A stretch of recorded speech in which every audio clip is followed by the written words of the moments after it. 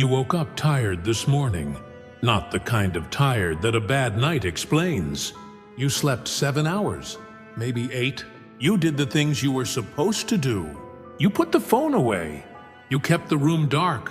And still, you opened your eyes before the alarm and felt that the night had given you nothing. As though sleep had happened to your body, but had somehow missed the part of you that actually needed rest. And you have noticed, if you are honest, that this has been happening for a long time. It is not exhaustion from a hard week. A hard week would explain it, and a hard week would end. This is something else. This is a tiredness that has settled into the foundation of your days.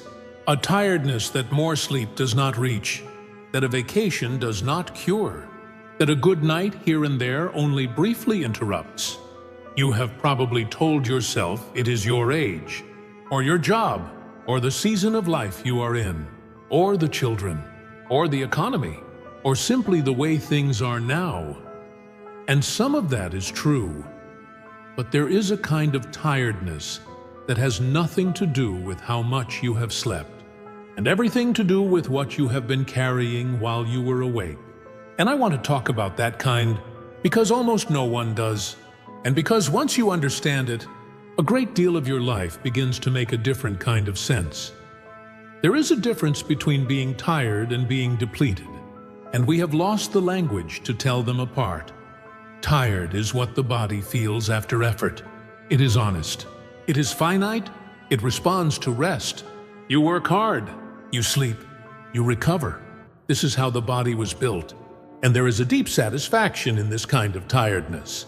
The tiredness of a man who has worked in a garden all day, or built something with his hands, or carried his child on his shoulders until his arms gave out. That tiredness is good. It is the body telling the truth about a day well spent. But depletion is different. Depletion is what happens to a man who is being slowly consumed by something that never lets him rest. Not because he is working too hard with his body, but because some part of him is working all the time, underneath everything, even in his sleep. A low engine that never shuts off, running, calculating, monitoring, bracing, and that engine is so quiet and so constant that he has stopped hearing it. He thinks the silence in his chest is peace, when it is actually the hum of a machine that has been running for so long he has forgotten it was ever off. That engine has a name, and the name is the reason you are tired. The engine is self-demand.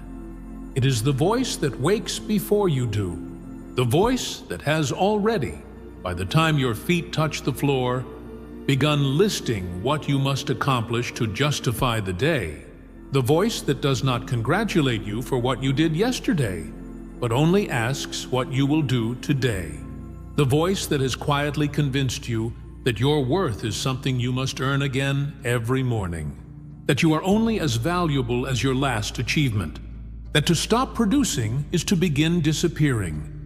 You did not choose this voice, and you cannot remember installing it, but it has been running your life, and it is exhausting you in a way that no amount of sleep was ever designed to fix, because sleep restores the body, and this is not the body. This is the soul, working a shift that never ends. Modern psychology has a precise vocabulary for what is happening to you. And it is worth understanding before we go deeper. What you are experiencing has a physiological signature, the human stress response, the system that floods the body with cortisol and adrenaline in the presence of threat, was designed for emergencies. It was meant to fire briefly, in the presence of a lion, and then to switch off and let the body return to rest. But the modern man does not face lions. He faces a different kind of threat, a threat that never resolves and therefore never switches off. The threat of not being enough, the threat of falling behind, the threat that lives in the email he has not answered, the comparison he cannot stop making, the standard he can never quite reach. And because this threat is permanent, his stress response never fully shuts down. The cortisol never fully clears, and he lives, year after year, in a state of low-grade physiological activation that his body was never designed to sustain. This is why sleep does not fix it. Sleep was built to restore a body that has been allowed to return to safety. But the modern man never returns to safety. He carries the threat into the bedroom, into the dream, into the morning. His nervous system is bracing even while he sleeps, and he wakes already tired because he never actually stopped. Viktor Frankl, the psychiatrist who survived Auschwitz, saw something even deeper than this. He observed that human beings can endure almost unlimited suffering if the suffering has meaning, and that human beings collapse under even mild stress if the stress is meaningless. What destroys a person, Frankl argued, is not the weight they carry. It is carrying weight that has no why. And here is what Frankl understood that the cortisol researchers cannot quite reach. The modern man is not just physiologically activated. He is carrying an enormous weight. The weight of constant self-improvement, of endless optimization, of relentless production, and he is carrying it without a why that is large enough to justify it. He is exhausting himself in the service of a goal he has never actually examined, which is the goal of becoming, somehow, finally, enough. Psychology can describe this with great precision. It can measure the cortisol, it can map the stress response, it can even, with Frankl, point toward the missing meaning. But psychology cannot tell you where to find a why large enough to carry the weight of a human life. It can tell you that you need meaning. It cannot give you meaning. And so the man who learns the psychology often ends up more tired than before, because now he knows he is missing something essential, and he does not know where to find it. And the search for it becomes one more item on the list that is exhausting him. For that, we have to turn to the people who spent their lives on this exact question. In the 17th century, a French mathematician named Blaise Pascal, one of the most brilliant minds of his or any age, set aside his mathematics to write about the human condition, and he arrived at an observation that has never been improved upon. He said that the entire problem of human unhappiness comes from one source: man's inability to remain quietly in a room alone. Pascal noticed that human beings will do almost anything to avoid being alone with themselves. They will fill their lives with what he called diversion, activity, entertainment, ambition, noise. Not because these things make them happy, but because they protect them from a confrontation they cannot bear. The confrontation with their own emptiness, with the silence in which the deepest questions rise. And Pascal saw that this diversion is exhausting, that the man who is always diverting himself is a man who is always running, and a man who is always running is a man who is always tired, not from the running itself, but from what the running is for, because the running is fueled by fear, the fear of what he would have to face if he ever stopped. You are tired. Pascal would tell you, because you have organized your entire life around not stopping, and the not stopping is the most exhausting labor a human being can perform. But there is a thinker who saw even deeper than Pascal, and he saw it 12 centuries earlier, and he saw it not as a philosopher observing from a distance, but as a man who had lived the exhaustion himself. His name was Augustine.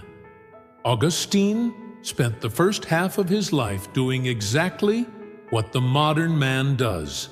He chased achievement, he chased status, he chased pleasure, he chased intellectual prestige. He was, by every external measure, a success, and he was, by his own account, completely exhausted, restless, unable to find peace in any of the things he had spent himself acquiring. And near the beginning of the book, he wrote about that exhaustion, a book called The Confessions.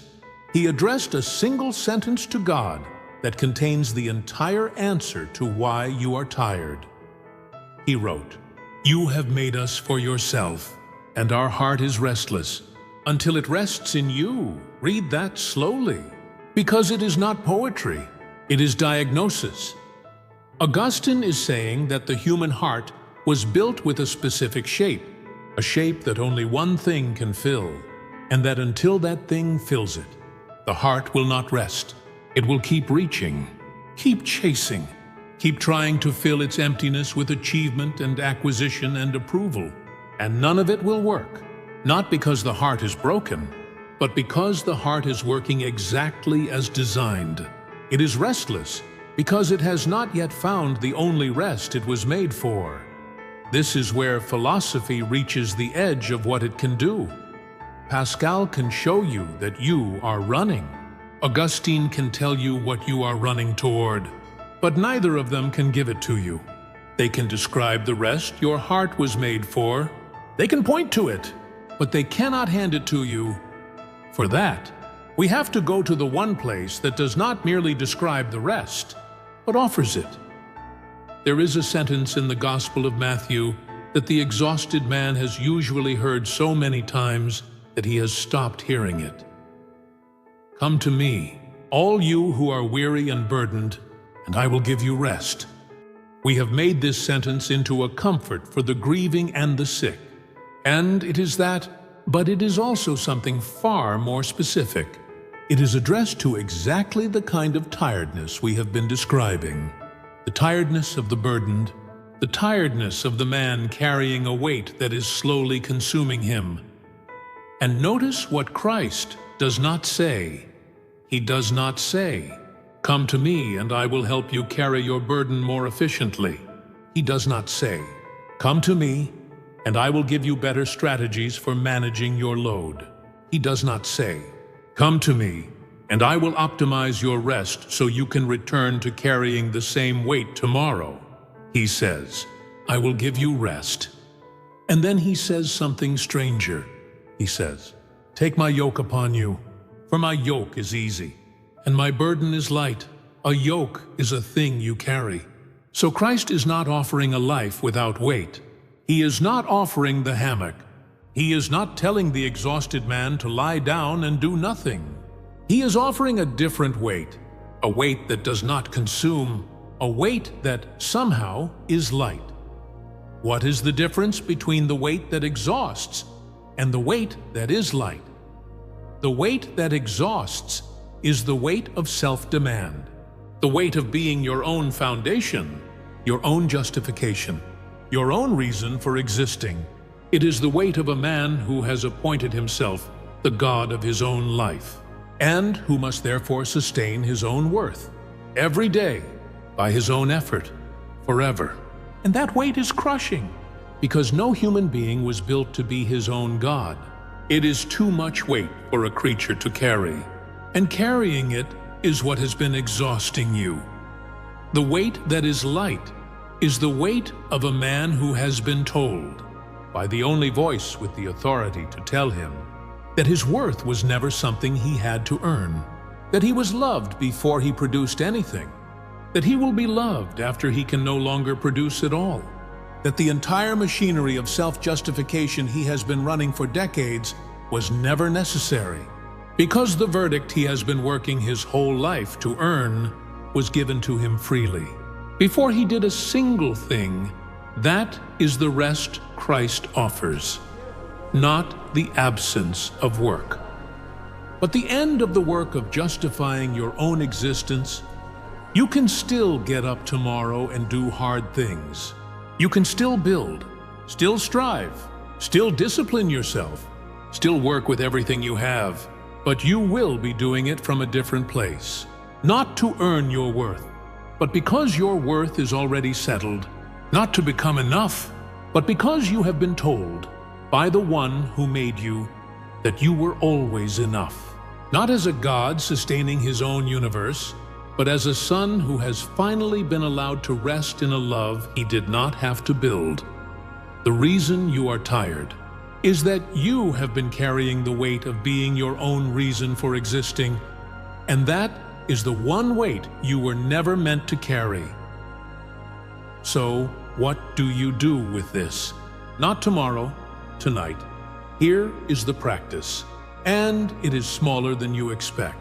Because the whole point is that the way back is made of small things. Tonight, before you sleep, when you are lying in the dark and the engine of self-demand begins its nightly inventory of everything you did not accomplish today and everything you must accomplish tomorrow, I want you to interrupt it with a single sentence. You can say it silently. You do not have to believe it fully. You only have to say it. Say, I am not the one holding this together. That is all. I am not the one holding this together. It will feel strange. It may feel false the first time. The engine will argue with you. It will tell you that you are exactly the one holding it together. That if you stop, everything will fall. That your vigilance is the only thing standing between your life and collapse. Say it anyway. I am not the one holding this together. Because here is what is true, and what the engine has been hiding from you for years. You were never the one holding it together. The sun rose this morning without your help. Your heart beat 80,000 times today without your supervision. The entire universe sustained itself without your anxious management. And it will do the same tonight.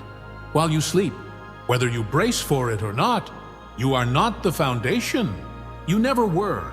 And the exhaustion you feel is simply the cost of pretending that you are. Lay it down tonight. Just for the length of one sentence, and see if the morning feels any different. You are not going to be a different man tomorrow. The engine will be running again when you wake, and you will have to say the sentence again, and again the next night, and again the night after that. But over months of laying it down, one night at a time, something begins to shift. The engine runs quieter, the bracing loosens, and you begin, slowly, almost imperceptibly, to rest in a way that sleep alone could never give you. Because the tiredness was never really about sleep. It was about a weight.